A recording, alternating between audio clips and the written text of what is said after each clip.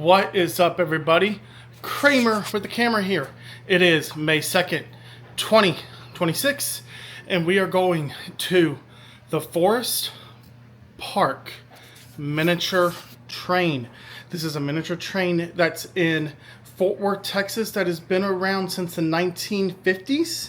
It is a family train, and it starts around the TCU, Fort Worth Zoo area, goes into Trinity Park, and then loops back around to the TCU, Fort Worth Zoo area, so near downtown. So come with me on a little bit of a train adventure.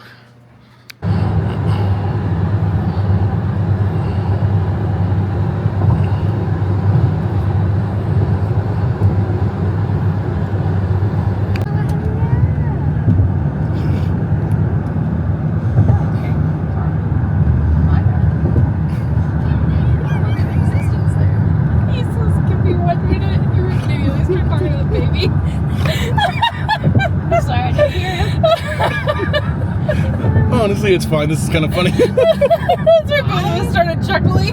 I wish I could have see the glare. Okay, so as Ashley's trying to entertain baby back there, I got to cry too. just a little bit of history on the Forest Park Miniature Railroad. So it was born. Well, it was one minute. Started in the 1950s by a carnival owner named Bill Haynes, who set forth to open a miniature train in the Forest Park area, which is a neighborhood in Fort Worth. It says. You think that's the same Haynes family that owns Haynes, like the clothing brand? Doubt that, but maybe. Yeah. The miniature train was the latest addition to the park, which already had several amusement rides and a train with a smaller track layout. But it said when the train opened, it was the longest miniature railway in the world. Oh. That's what their website says. Don't know if that's accurate or not, but that's what the website. I do not know. I'd have to look at that. But at the time, it was the longest miniature. The amount of people that turn that go on that red. But yeah, so it was the longest miniature railway in the world. So we are going. So like this train has been in operation for a very long time. I've never been on it, but I used to live around this area in downtown Fort Worth and would take my dog on walks here, so I would see the miniature train. So I'm excited to go on this. So it should be really fun. Come hang and see what's new at the Fort Worth Zoo. My wife is hating on the fact that I was homeschooled, but never went to the log cabin village. How can you even say you were homeschooled if you never went there? That was like a classic. You know something funny? What? You've never been either? No, I've been. I've been multiple times, thank you. I was like, sure. Dragged, kicking, and screaming, but I've been. Okay, so we are making a change of plans because this weekend is also Main Street Day. Mayfest. Sorry, Main Street Day is Grapevine. But this weekend is Mayfest. Thank you. I got a strawberry banana smoothie from McDonald's. This weekend's Mayfest at Trinity Park, where the train runs through. So traffic is a mess between that, Mayfest, the train, and the zoo. It's just miserable right now. So we stopped at McDonald's so Ashley can get something to eat. Then we're going to go over to Log Cabin Village that I was being chastised for never being at, even though I was a homeschool kid. So when I asked Ashley what Log Cabin Village is, she told me not to ask stupid questions. It is literally just a village of log cabins. Duh. Pretty self-explanatory, honestly. So I'm just going to drink my smoothie here, and we're just going to enjoy the day. Driving through the TCU campus this morning. Right now. We need a Looks like maybe graduation? No. Or someone was maybe taking graduation photos. Mm-hmm. But Oh, yeah, TCU campus right here, right off University Drive in Fort Worth. I love this part of Fort Worth. It's really, really cool. Oh. But over here you have University Church of Christ. Not Church of Christ. That's the church. University Christian Church. University Church of Christ is the name of the University Church of ACU where I went to school. Okay, we have made it to Log Cabin Village. It's a living history museum owned and operated by the city of Fort Worth. Their mission is to build connections to late 19th century ancestors through the exploration of homes, families, and life skills. And apparently, they have 6 log houses dating back to the 1800s. And I know they have different things they do at the log cabin. I'm losing my wording here, but they do different exhibits and stuff like that. Is what it looks like. So, be interesting to see this log cabin village. And it is a gorgeous day today. Had a really late season cold front. That came through Wednesday on Wednesday. Brought temperatures into the low 60s and only 59 degrees yesterday on May 1st here in Texas. But today it's sunny. We're in the 60s right now. It's gonna be 75. Just absolutely beautiful weather. At the Log Cabin Village. Hours are Tuesday through Saturday, 9:30 a.m. to 4 p.m. Last submission sold at 3. Closed Sunday and Monday. Walking up to the Log Cabin Village. And right off the bat, you have information about the Foster House. This impressive 2-story log house dates back to the 1850s. Originally was built by the Brazos River in Port Sullivan, Texas, which is now a ghost town. It was the Grand Cotton Plantation home of the Foster family. In 1857, letter to the family comments that this was the finest log house in all of Texas. I would say this is a really nice log cabin house. And this is what it greets you when you first come into the Log Cabin Village. Okay, so this is kind of cool. This is called That's Not Great Project, and it says that history doesn't change, but understanding of it evolves over time. And it says new evidence and primary sources are found, additional voices are elevated, and fuller narratives are embraced. This is the process of history. As we learn more, we rethink the way we talk about history. Sometimes that means we change the language we use or the stories we emphasize.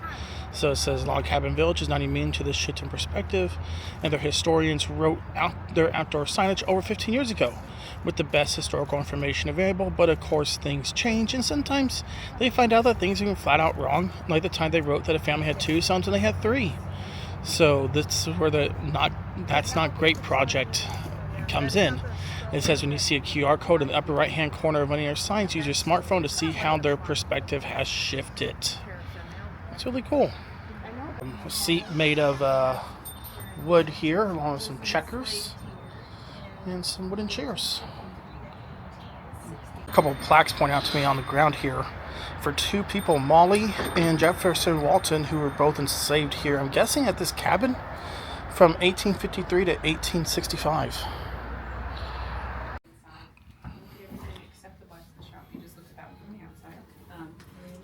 And right here you have the parlor room, and it says to people like Harry and Martha Foster had a good social standing and economic means.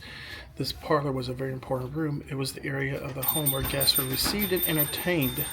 This particular parlor is set up 1890s style, and you see a piano right over here, an organ, along with seating areas.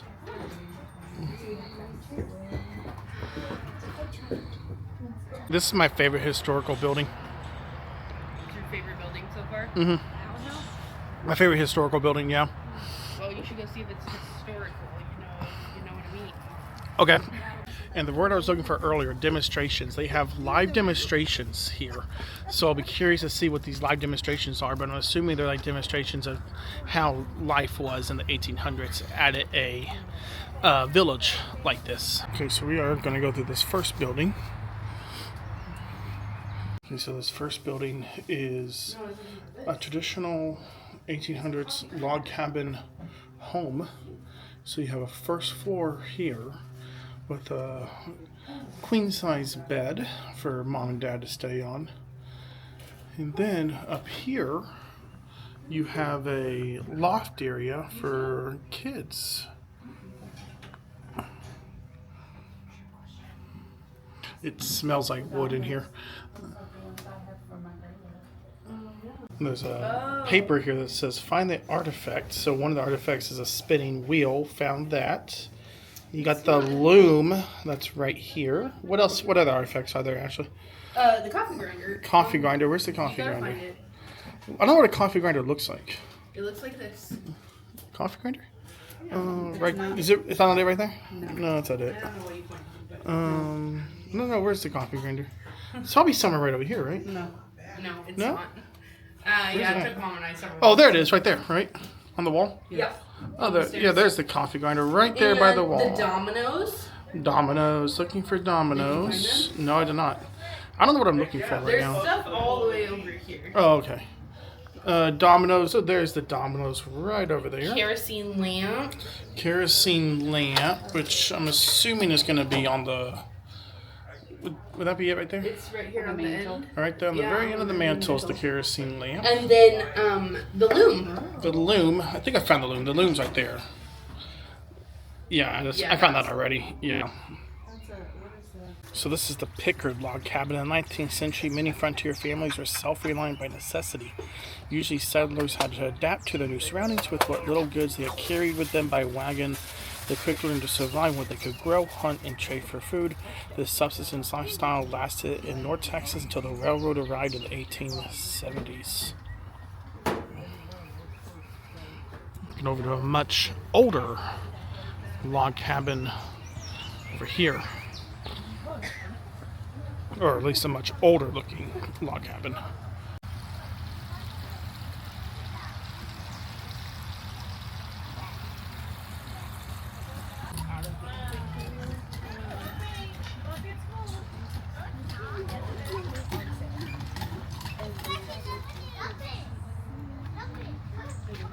Right over here they have a real chicken coop with maybe some not so real chickens.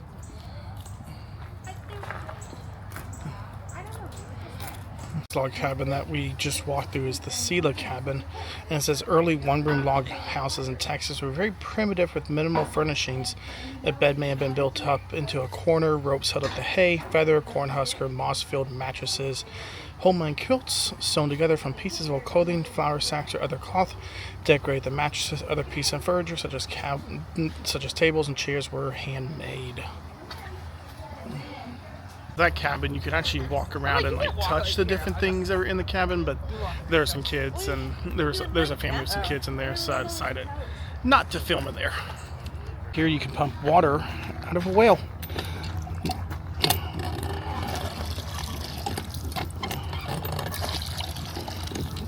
I did warn about a lot of low ceilings here, and they were not kidding.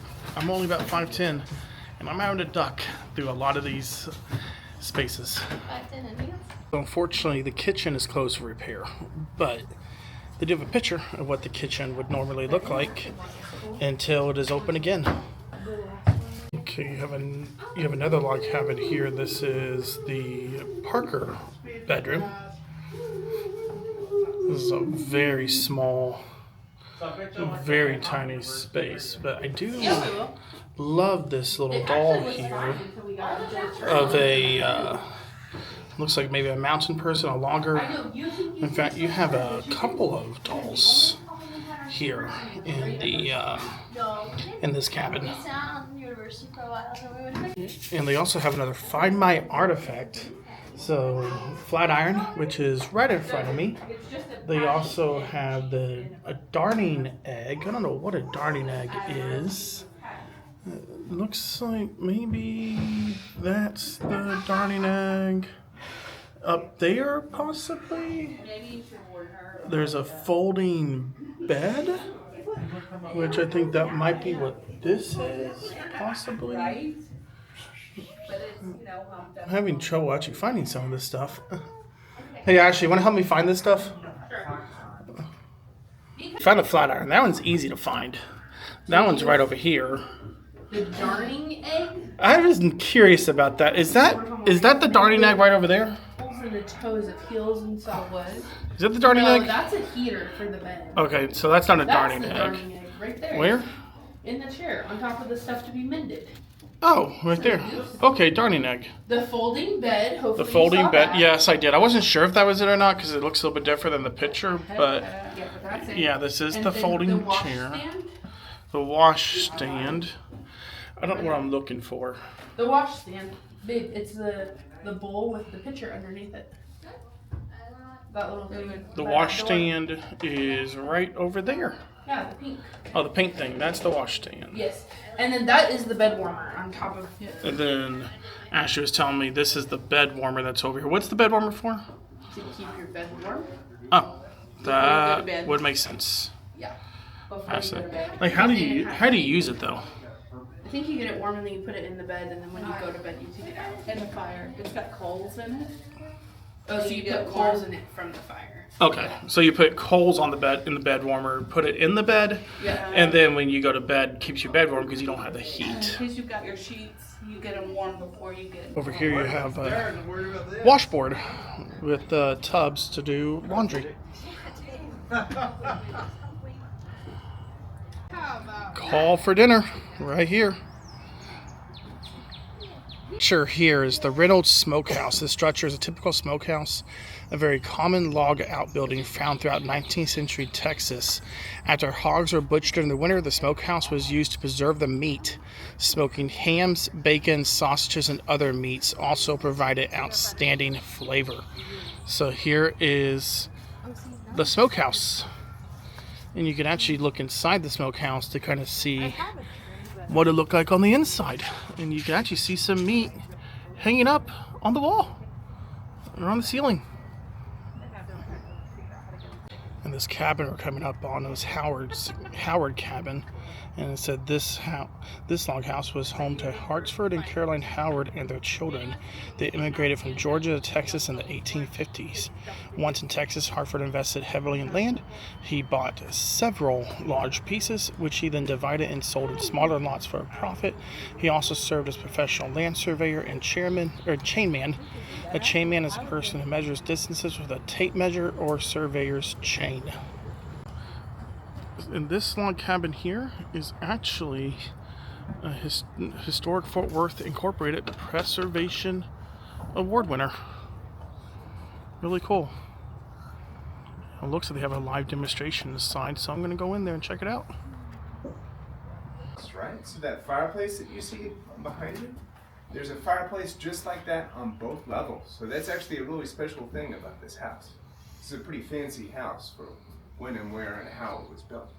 Like the drill press. Right? Yeah. And then we can use this, turn it around and around to make the drill go. Here you see another example.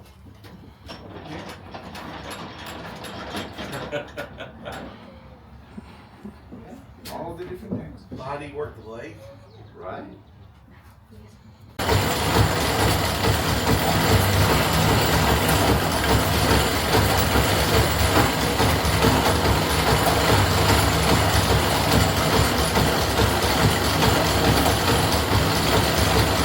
Kind of want to slide angle on the tack because it doesn't actually have much force, so it's just a game of patience, really. Yeah, slowly rounding it out. It's really cool. Guy is doing wood making in there, and he said that type of blade that he's using was built in the 1820s, I think is what he said. So a very old piece. My mama always said I could use more of an edumacation, so we are going back to school. We are going to the schoolhouse.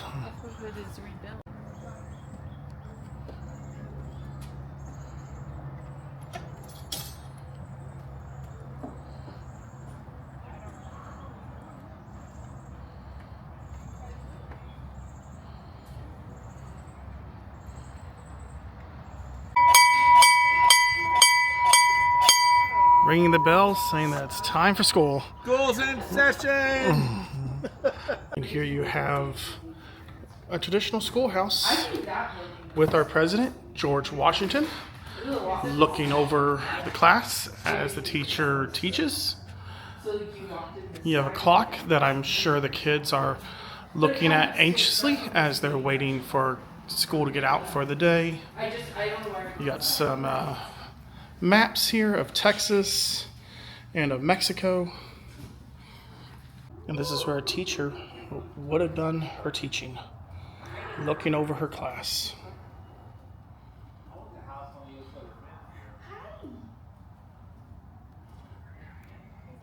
So it says this is the original 1870s flooring right here. The floorboards on top were installed in 1906 when the schoolhouse was converted to a residence. So this is interesting. It says one-room schoolhouses were common across Texas at the 19th and well into the 20th century. Many schools look just like this one. Others are made of sod, logs, adobe, rocks, and brush. To Texan children living in the 1800s, going to school was a privilege. Not only did rustic little schoolhouses provide a chance to get away from the rigorous chores of everyday life, but also expose them to a world of ideas not otherwise encountered. I really do love historical stuff like this, so I'm having a blast just walking through this little log cabin village, and I'm kind of sad that I didn't go as a kid, because I would have absolutely loved this as a kid. For as much as I love it as an adult, I imagine little Zachary just absolutely having a blast walking through this village area.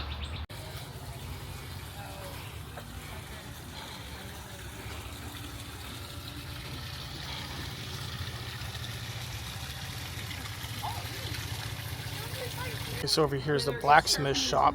Blacksmithing, the craft of forging and shaping iron, is a practice that has been around since the early Iron Age, nearly 3,500 years ago.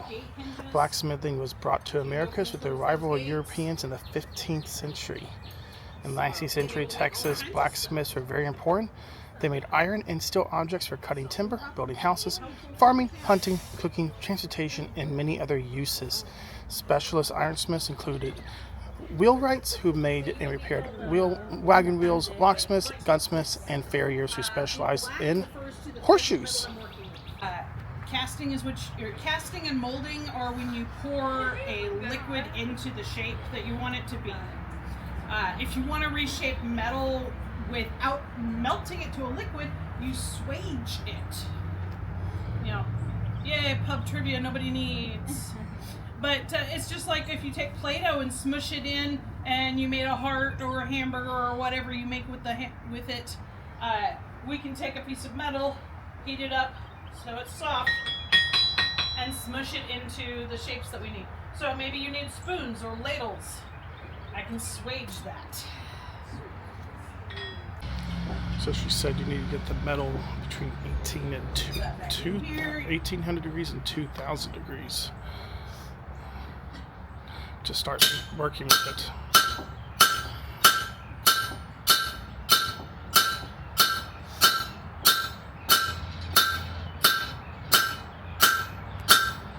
Bells.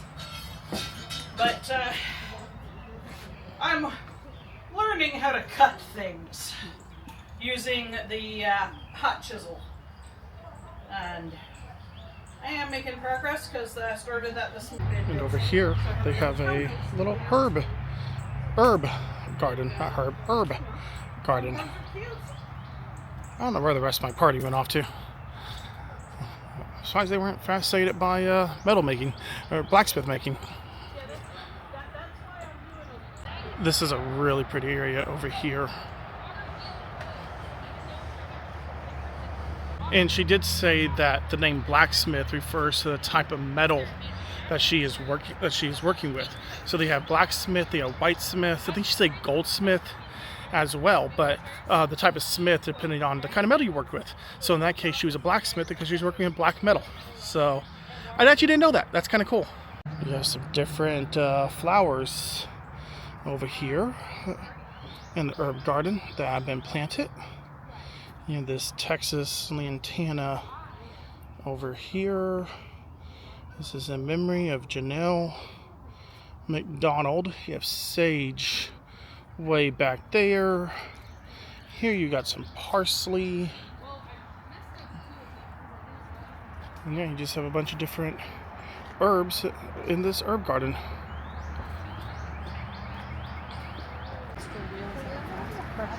And this garden was planted and maintained as a public project by the Greater Fort Worth Herb Society Estate, 1992, which just happens to be the year that I was born. And we are coming up on another cabin over here. This is the Shaw cabin. Because grit mills produced the flour and cornmeal needed to make many of the staple foods of the settlers' diet. Without grit mills, the grains used to produce flour had to be ground by hand using a mortar and pestle or a mano e metada. I know I butchered that. The centuries-old method used by Native Americans. Without electricity, grit mills were run by water power from a nearby river or stream. It does make sense here because you have this waterway right over here, and it says water wheel woes. Even though we have access to 21st century technology, we still suffer many of the same maintenance challenges as our 19th century ancestors. Water wheels and log cabins are both notoriously difficult to maintain because they are made of natural materials that want to decompose and go back to the earth. So I think that's them saying their water wheel, they don't have it right now, but yeah, this is where the water wheel would be.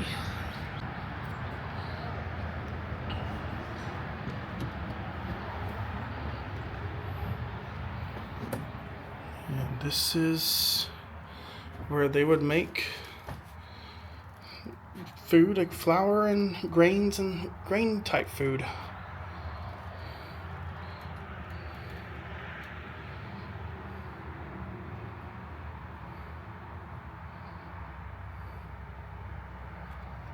I'll be honest, the only thing I care about is that dang tortilla press over there in the corner. Right over there is the tortilla press. And here you have the herb drying shed where they would put herbs in to dry. Can't really see inside there, but there are some herbs hanging in there to dried up. And of course, you can't have Texas without cactus. Also, here's some rosemary. Okay, so this is cool. This is actually a monarch way station as well. It says this site provides milkweeds, nectar sources, and shelter needed to sustain monarch butterflies as they migrate through North America. Yes, Texas is part of the monarch migration that happens every year, usually around October when the monarch butterflies fly south for wintertime. I remember when I was going to school at Abilene Christian my freshman year. Abilene was a huge monarch spot, and the monarch butterflies would actually stop in Abilene, and I just remember there were so many monarch butterflies that were on our campus. You would step outside, it would literally look like leaves, like leaves that fall on the ground, but they weren't leaves. They were monarch butterflies that were all on the ground. There was that many of them.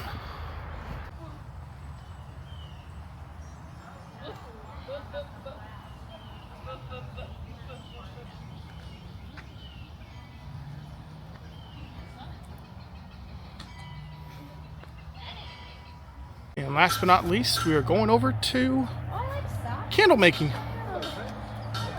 Here we talk about candles and candle making. So in this part of the world, in the 1840s, the 1850s, that would mainly mean tallow fat candles. Tallow being the fat from a cow or a sheep. So when it was time to harvest animals, that would be the time when we would go about this work, preferably sometime cold. So full disclosure, this is not actually tallow for reasons which I am about to share. Let's say, for the sake of the argument, this is a tallow fat candle. I'll give you its downsides and its upside. The downsides would be, one, it would have a definite smell. Imagine meat left on a grill too long, slightly burnt. Another downside would be it would be a very messy candle, lots of drips and drabs. But the biggest downside is that because it would be made from animal fat, rodents would want to eat it. And that's the reason why we're not actually using tallow right now. We are in century mainly for candles. If you guys can smell it from where you are, the smell is pretty potent. It might remind you of crayons. That's because crayons are now made from paraffin. So, same material. But let's say, for the sake of the argument, that this is tallow fat. So we heat it up at a certain just the right temperature, not too hot, not too cool. And we would be using a tool, candle molds. Feel free to handle and pass them around. And the basic concept is you would load in your wick, ladle in your melted wax, and with time and a little bit of patience, out would come 4 candles, or however many candles we had in our mold or molds. Now, a challenge would be, if you guys were living in a comfortable middle-class standard of living in the mid-19th century, you would go through about 1,000 candles a year. That even applies, I mean, here we've got some fancy, wooden dippers, but you could just hold it by the wicking. Every time we dip in and out, we are adding a layer, starting from a layer like so. After about 50 dips, we will get to a finished candle like so. Now, our challenge is you have to wait anywhere from 2 to 4 to 5 minutes between each dip. So, a game of patience, you'd have some kind of a production line going. Here our production line just kind of looks like this every time we dip. We can put it so that by the time it comes back around to us, we will have given it enough time. And if you would like to try your hand at dipping, this is kind of a hands-on activity. So just straight in and straight out. Exactly that. Just that. And now in 4 minutes, you can dip again. If you would like to try it yourself. Yeah, I got it. There you go. All right, so you just go straight in. Just straight in, straight out. That is hot. Yes, it is. It is warm. You can hang it up if you like. You can do. Thank you very much. Right there. We are golden. So as It's my kind of job here. You gotta let it go, Dad. okay. Pull it up. On. I'm pulling in a big one this time. All right, there we go. Well done. Well done. Well, our wood maker is also a candle maker. He's a man of many occupations, many talents. As Tressy Matilda, many of our 19th century pioneer ancestors were accustomed to wearing more layers of clothing than we do in the 21st century. Easily hand-washed underpinnings, underlayers, were very important. They protected the skin, but also kept the outermost layers of clothing clean in time before electric washing machines. Okay, so this here says not just log cabins.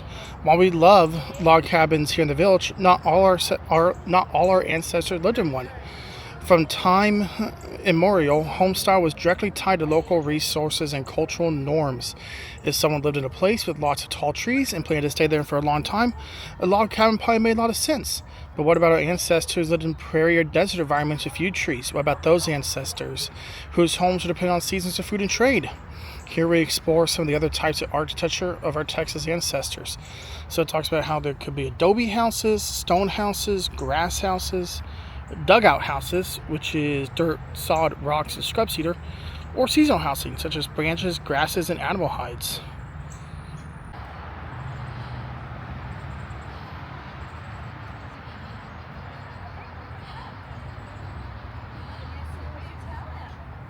And to get out, we exit where we came, which is back through the gift shop.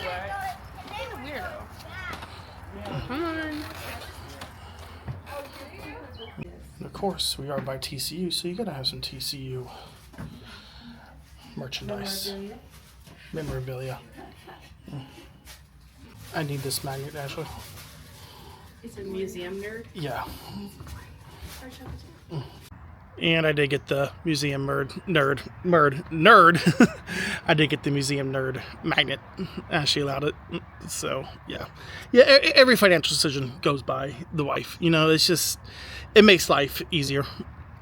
So yeah, Ashley, thank you for taking me. You're welcome. It was fun. I'm glad I could show you a part of Fort Worth that you never knew as a child. We came here a lot. I think mostly because it was cheap. And also sometimes we go hang out in the park. It's like $7 for adults to get in, I think. Yeah, something like that. Yeah, and there's because I think it was nearby. about $35 for 5 of us. Yeah, not a bad deal, honestly, overall. So no, it was It was cheaper than the mini train. I would recommend. I think we walked through in like an hour-ish. So yeah. if you had older kids, you could definitely take more time because they would interact more.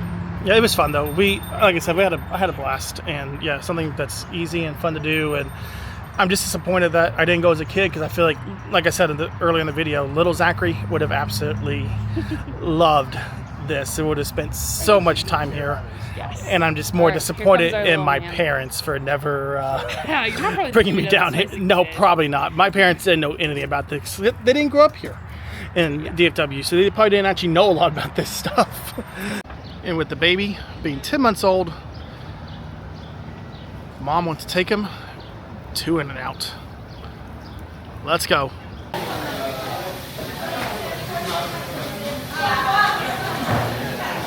So In-N-Out has their pink lemonade, but they have a light version, and it's made with real lemon juice and stevia sugar instead of the sugar they typically use. So it's only 10 calories, and it's actually pretty tasty. And you know what? Now just enjoy this random B-roll footage of me washing cars, because you know what? It's my video, so why not?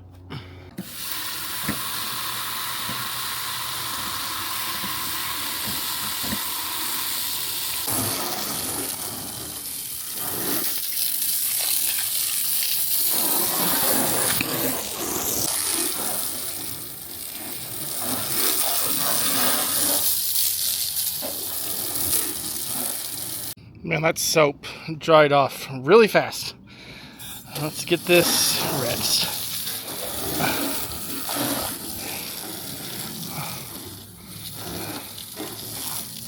Okay, car one is sprayed off. I'm telling you, especially when it's warm outside, the hardest thing I think is getting the car sprayed off after you soap it down before the soap dries off. But got that done, so now we are going to dry off this bad boy. Okay, now for the fun stuff.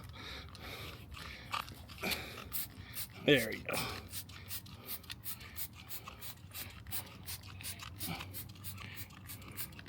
There we go. One tire done, 3 to go. Okay, one car down, 2 to go.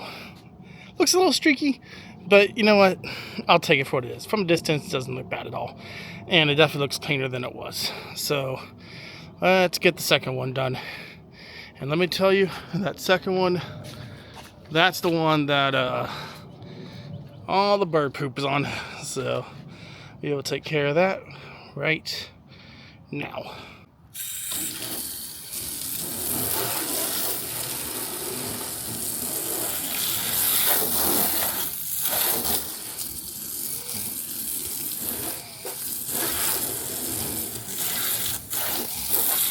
And just like that, the second car is clean. And with that, I am done. I am gonna end the video here, but thank you all for watching. I had a fun day. Got to go to the log cabin village this morning near downtown Fort Worth off University. That was an absolute blast. Had so much fun filming that and just taking in, what life might have been like in the 1800s. Got to go to In-N-Out because that's really something that our nephew that we were watching, his mom wanted to do for his 10-month anniversary. So went to In-N-Out for him, and then got the cars washed. So today's been a productive Saturday. Cannot ask for much more than that. But with that, I'm going to end the video. Thank you so much for watching, and continue to be your best selves, and continue to be the best version of yourself that you possibly can be, and don't let anyone tell you that you're anything other than. Y'all have a good one.